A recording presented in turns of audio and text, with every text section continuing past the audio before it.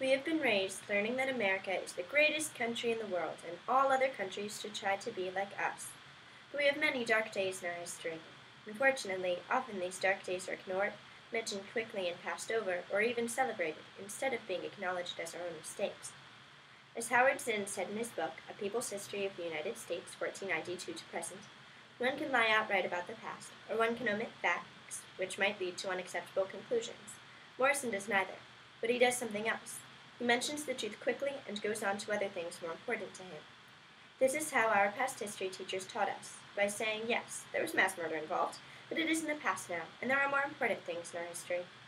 Growing up, we learned the happily ever after version of American history.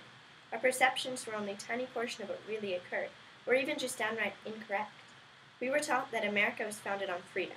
Religious freedom, freedom of speech, freedom from the tyranny of a monarch, freedom to start over with a clean slate and leave their other lives far behind.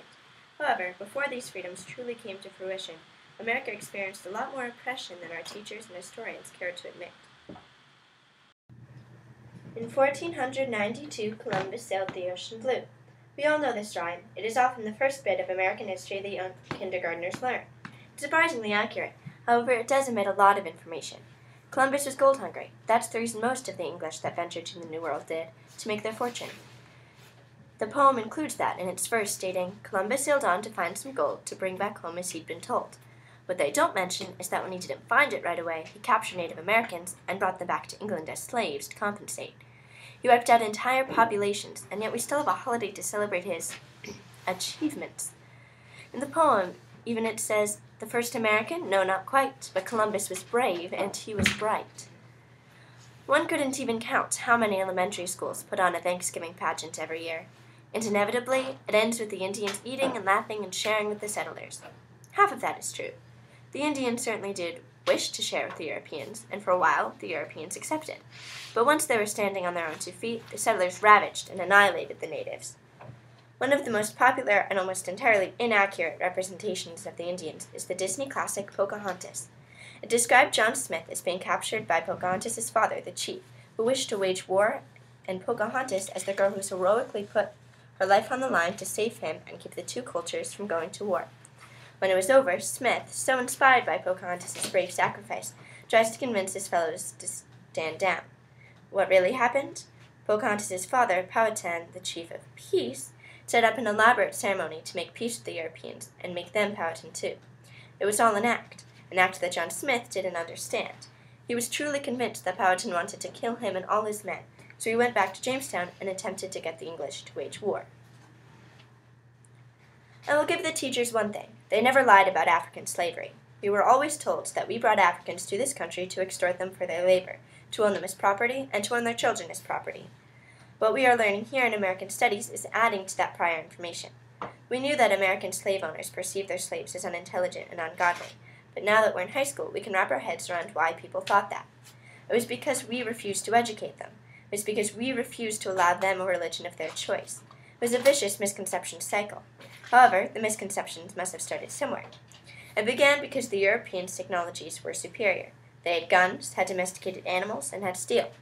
This wasn't because they were smarter, but because they had access to other smart people. Europe and Asia is horizontal, so information and inventions travel quickly all the way across the continents. The Americas and Africa, however, are vertical. It's much harder for people and information to travel north to south, so all technologies had to be original in each region. According to Jared Diamond, author of Guns, Germs, and Steel, in short, Europe's colonization of Africa had nothing to do with differences between European and African peoples themselves, as white racists assume. Rather, it was due to accidents of geography and biogeography, in particular to the continent's different areas, axes, and suites of wild plant and animal species.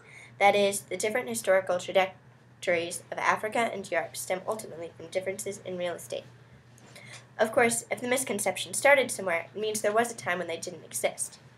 At the very beginning of the Americas, the colonists were starving and dying of strange diseases.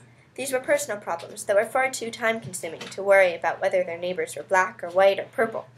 But as soon as they started settling in, they needed labor. They needed cheap labor, and the easiest solution was slavery. But the Europeans weren't stupid. They had consciences, and they knew that slavery was wrong. So they came up with as many excuses as possible for enslaving an entire culture. Africans who had come to America back when nobody had any racial prejudices were suddenly finding themselves trapped in an endless cycle of delusion from the white slave owners. As historian Peter Wood said in Africans in America, The Terrible Transformation, perhaps in the middle of the 17th century, if you were one of several thousand Africans living in Virginia, you certainly knew that your children would be free. You might have that expectation.